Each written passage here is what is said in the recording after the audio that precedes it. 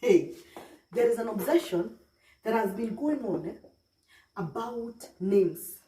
The names that we use, the names that we give to our children. They are trying to make us believe that these names, somehow, they influence who we become. That by calling your child stupid, they are going to be stupid. By calling your child poor, they will become poor. So, a name, the power of a name that is supposed to predesign your destiny, that message is out there. The power of a name. Unfortunately, they have not been able to explain why in a country of 80% Christians, why are we the most corrupt? If these names are supposed to be influencing us towards greatness, towards righteousness, towards justice, towards fairness, why is it that in a country of 80% Christians, we are the most corrupt? Why are we the most corrupt? Why is blessing languishing in poverty? Why is Emmanuel selling a changa? Why? Why is purity having 8 sponsors, sleeping with 8 sponsors? Why is Mary breaking her virginity at 13? If these names, the power of these names, and most of the time they go offensive. They see you having problems. Now they are trying to explain those problems, and they are going to tell you, see, your name is Wanjiko. You see, tell us about the person you are named after. They were like that. Oh my God, that is the problem. So the power of your name.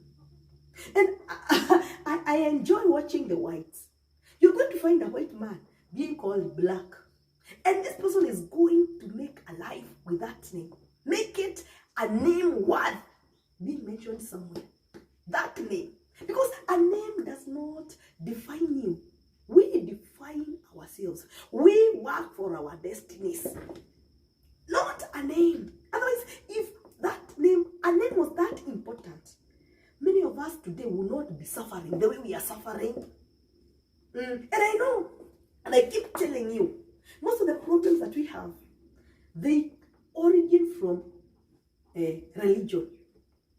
Somebody read in the Bible about the story of Naboth. And somehow now they're here, hammering to people that you see, the name that you are called, you need to call. And we are here trying to get names that are going to impact our wives, our children's destinies. Our children's destinies. The power of your name. Religion. And don't get me wrong. Please don't. I love God and I believe there is a God. There is a creator of this universe. Somebody created us. And nobody else has been able to do that. So there is a superpower that created us, that made us be. What you call that superpower is up to you. But God did not write any religious book. He didn't. We wrote those books. And if it is people that wrote these books, one thing you need to know about people, people are evil. People are prejudiced. People are selfish. People are greedy. And therefore, these traits, you are going to find them in the Bible. In those religious books, you will find them there. I like reading about the children of Israel. And at the end, the story goes like, the children of Israel, they are about to possess the land, their promised land. And so God shows them, this is the land. This land already had occupants. It had occupants, women and men and children living in this land. But somehow the God of that Bible tells the children of Israel, you are going to go there and kill and fight, and I will fight for you. I will make you victorious. So you go and kill those children, kill those people, because you are my chosen ones.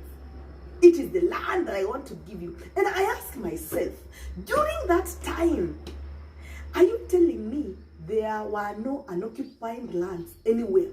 That God could have directed the children of Israel toward those lands and make those lands productive? And is it still in the same Bible that we read about Abraham and Lot? And we see Lot taking better lands and Abraham going to poor lands. And somehow God making these poor lands more productive. So that means it was within his ability and power to do that. Why is God telling the children of Israel to go and kill a whole community? Because that is the land that he has put aside for his chosen ones. Whose children were those? Those children that were living there. Those people that were living there. Whose were they? Whose were they? And I'm telling you, when we are reading these religious books, we need a lot of wisdom. Some of the things that are there, they are things that should fall under not to do. The things that are going to inspire us to not to do, not to be like that, not to do that. But somehow, because of our selfishness, we are here preaching and embracing being the chosen one, being the chosen ones. So we feel more entitled to various favors. That I am okay owning 100 acres of land when other people do not have, because I am chosen. I am anointed. It's okay when my bank account, when people bring me their money and they sleep hungry in the name of tithe, because I am anointed. I am the chosen one. The selfishness and the greediness. We use the Bible. When we are interpreting these books, we need a lot of wisdom. The things not to do are there. We need to highlight. We need to be able to be inspired, to bring the best in us. But lately, these religious books are not inspiring the best. We are taking the path that favor us and teaching about them, so that other people, we make ourselves feel more important than others. That it is okay that I can be able to fly my kid to US for treatment from the money that I've stolen from people who can't afford to access a public health facility, because there are no facility. That facility is unequipped, because the money that was supposed to equip it, I took it. Because I am anointed, I am favored. God gave me that job. It's a favor. We need to be very careful. These religious books, they were written by us. And we are the same people who are interpreting when it suits us. Right now we are preaching about tithe every day. Nobody is helping people. Nobody is helping each other. Nobody cares about the neighbor. But we care about the tithe. You see somebody taking that 8,000 to church every month. And the neighbor is sleeping hungry. The brother is sleeping hungry. The way we interpret these books, they were written by us. We need to wisen up. The power of your name. Now, and I keep telling you, let me tell you something. Before the Bible came, in Kenya, we didn't have single mothers. We didn't have children who didn't have fathers. No. A man could marry up to 10 wives. Everybody had a husband and everybody had a father. The father may not have been as important. No, but he provided land for the children and he was there. He was there. But the Bible came and told us, it is one man, one wife. Or it is a limb that was more, that somebody was done, Bill was built a woman, story. Now, today, including men of God, they have children out there. Somebody has 20 children out of wedlock, out there. But he doesn't want to be associated with those children. The reason is, he is married. He has a blessed union at home with a wife and 2 children. So he has more than enough of those two children. He has more than enough for that family. But he doesn't care whether that other child out there, his child, is sleeping hungry. He doesn't give shit. He doesn't. The Bible says that it is one man, one wife, and the children, those ones. And the same is in the Bible. It's in the Bible. We see Abraham and Sarah, and Ishmael, and Haggai. And God chasing away Ishmael. It was not Ishmael's fault that he was born. That boy needed his father, regardless of the jealousy that the two women had, the jealousy of Sarah. That child deserved a father. But no, Abraham sends him away. And I get somehow the problems that Ishmael faced out there, they made him stronger.